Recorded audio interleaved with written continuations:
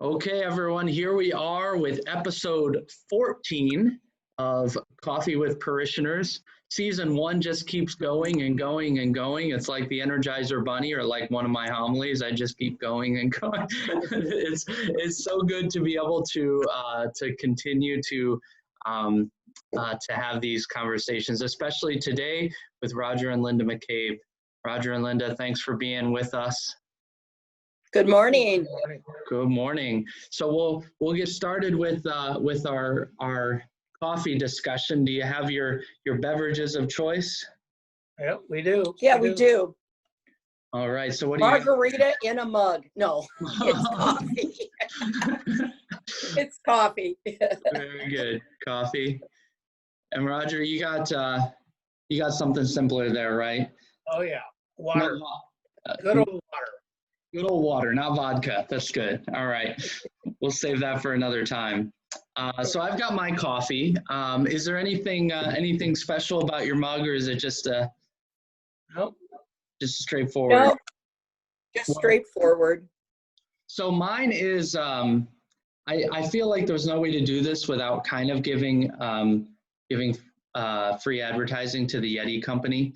But this is a Yeti travel mug, and the significance of why I grabbed this one out of the cupboard today is because I used it yesterday for the first time in months, because the main time that I use this is during Deacon and I's coffee between masses on Saturday and or on Sunday, but now also Saturday. Not necessarily coffee in the evening, but yeah, and for the longest time, he had a Yeti and I had a cheaper plastic one, and I was always amazed and maybe a little bit jealous because he'd come in with his coffee first thing in the morning, and before the 11:30 mass, it was still really hot, and I'd have to keep microwaving mine, which kind of didn't do the trick.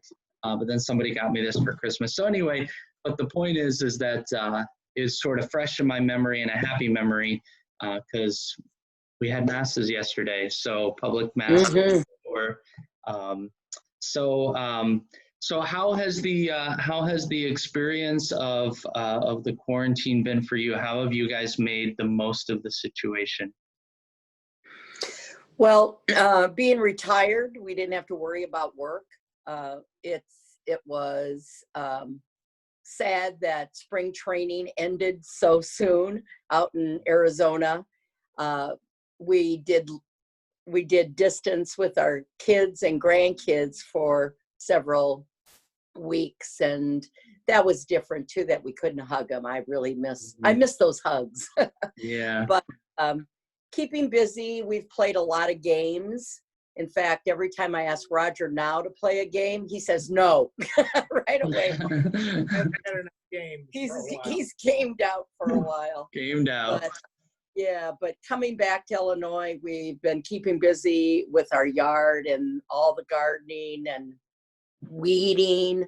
And so that's been really keeping us busy. So we're not missing too much. We're so exhausted when we come in, we just relax. So yeah, it's been different wearing the masks and not seeing all of our friends like we normally do. But it was interesting because when we were still in Arizona, their corona cases were much lower than the rest of the U.S., including Illinois. And we left there about 2 weeks ago, 2.5 weeks ago. And now their coronavirus cases are apparently shooting up because they I saw that. Back. And so I think they moved ahead of Illinois in that regard. So so I guess we're glad to be here now. Yeah, actually, I thought the same thing. I saw that Arizona's cases was going up, and I thought of you guys, and I said, well, I'm glad they're back with us in Illinois. So so when did you come back to Illinois? How long has it been? About 2.5 weeks ago. We got here on May 28th. Okay. And did you end up staying in Arizona longer, or? Yeah, a month longer. A whole month longer. Okay. Yeah. So it was interesting. I still remember when I saw you guys pull up at the outdoor mass, And I was really happy to see you and happy that you were back. But at the same time, I got a confession to make. I was a tiny bit disappointed. The reason why is because I had just had the thought, it would be really cool to do an episode of Coffee with Parishioners with the McCabes while they're in Arizona. Oh, And then I saw you were back and I was like, we'll still do it. So yeah. Yeah, I've really enjoyed these coffee times because it's like just bonding with our parishioners and friends here. So Yeah. I've enjoyed immensely. So Yeah, it's been nice. It's been nice. Have you used any of these teleconference platforms to get in touch with family or friends, or has that not been part of your? Sometimes, like we use Zoom, or I use Zoom for a couple of our Bible studies that I was in to finish up for the year. And but again, it's the delay. It's that person to person. Yeah. You know, Yeah. that's what you really miss, and the emotional and everything. It's it's just different. It's just different. Yeah. And I've noticed the same thing, that it's and I've commented on it before, that it's nice to be able to do this when like this is better than nothing else, right. but at the same time, the fact that it's not the same, I hope will prompt us all to not get too comfortable in this environment of sitting in front of a screen, Right. and I think it will. I think it has caused us to appreciate even more what we have in terms of the person-to-person contact. You can really tell that by Mass opening up. I mean, we would follow daily Mass every day with you on the computer. And then when we came back to Illinois, it was nice to be in the parking lot to see people from a distance, but it was especially wonderful to be in Mass. Right. This past weekend, even though there was a distance around us, it was just that community spirit coming together. It was great. Yeah, I agree. It's been an interesting sort of progression movement back in. The outdoor Mass was such a joy after kind of no Mass together and very little face-to-face interaction, but then kind of prepared us for the next step of coming back into the church, even with the limitations and restrictions. Such a joy. It also reminds me of the sort of a turning point for me, I think, was when we had our greenhouse plant sale, because that was the first time basically since shelter in place started, definitely, that I was having any face-to-face interaction with a number of parishioners, and everybody was wearing their masks and behaving and all that. And it kind of, and to be honest, that was the weekend I sort of got used to sort of wearing the mask, because I was just going out so very little anyway. And I just remembered how nice it was to see parishioners again, and to interact with them face to face, even behind a mask, Right. So yeah.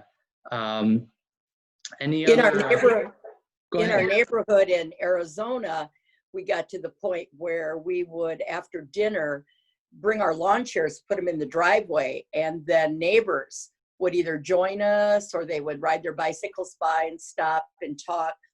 And there was a lot of camaraderie that way.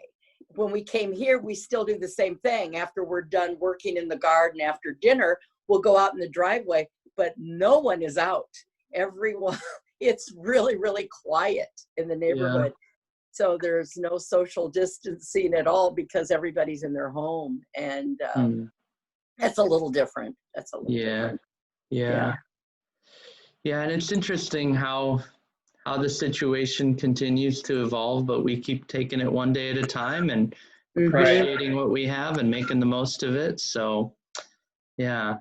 So as I said, I'm glad to have you guys back here with us in Illinois, and and it was nice to see your, the comments from time to time on Facebook, to see that you were able to tune in even from Arizona and everything. And so again, a lot of things to be thankful for in the midst of this. Yeah, that was a blessing. Yeah. That was a blessing. Yeah, wonderful. Well, thanks be to God for our parish community, and thanks be to God for you and for this time. Any final thoughts?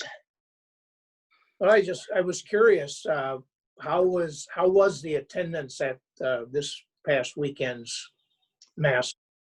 Yeah, fair question. It was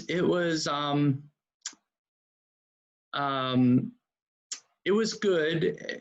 I think I always expected that there would be a slow trickle. For one thing, mostly because that's what parishes in different parts of the world have sort of experienced as we start having, as more places start having public mass again. So, I would say it was strange having Sunday mass where, at none of them was the church completely full, because it can't be, Right. so we had to be a little bit limited, and it was very important to us in planning, to try to design the sign up in such a way that we wouldn't have to turn people away. We did not want to have to send someone away.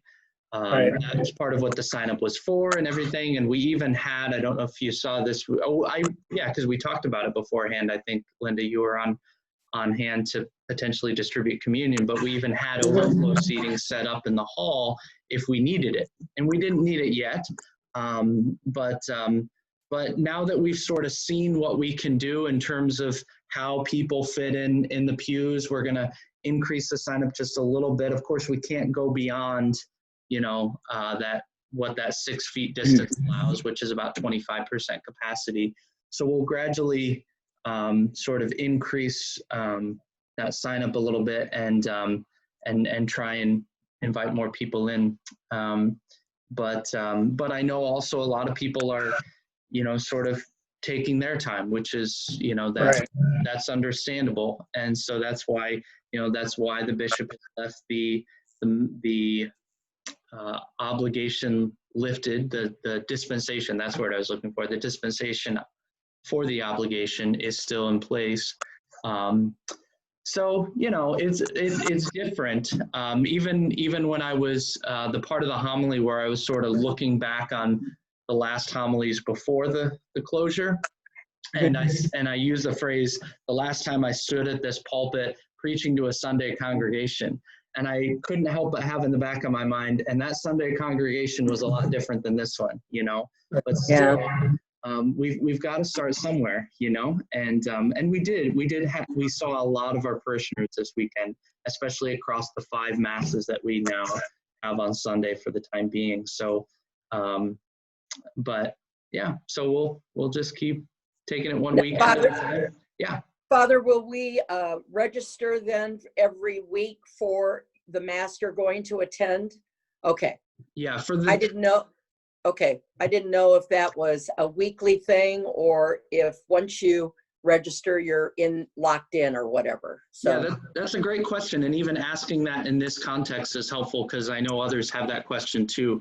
For the time being, I want to keep it week to week for now, especially because what I don't want to happen is for everybody to fill in their standing reservation, and then somebody in the parish decides maybe 3 weeks from now, okay, I'm ready to come back to mass, but now all the spots are full because everybody has their standing reservation. So, so that's why I'm kind of taking it week to week for now, and we'll see. We can, we're constantly reevaluating things and adjusting as we go. So we'll see. Yeah. How was the extra mass on Saturday? It was good, and the attendance was good. I actually don't think it was the smallest one. I think 6 and 11:30 were both on the smaller side. 11:30 might have been a little bit smaller. It's interesting because from my perspective, starting Mass at the time that with our usual schedule, whatever you want to say, at the time that I would be ending, it's a different experience for me.